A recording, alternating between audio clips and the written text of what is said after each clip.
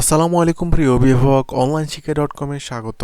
এটি হচ্ছে আমাদের নতুন ডিজাইনকৃত শিশুদের বাংলা বর্ণমালা ট্রেসিং ওয়ার্কশিট। সর্বপ্রথম এখানে থাকছে আমাদের বেবিদের নাম, শ্রেণী, রোল ও তারিখ ইনসার্ট করার জন্য একটা বক্স। এখানে বর্ণটি একেবারে বড় করে দেওয়া থাকবে, তার নিচে লেখা থাকবে ওই সম্পর্কিত একটি বাক্য, যেমন এখানে অতে অলি অলি ঘুরে ফুলে ফুলে।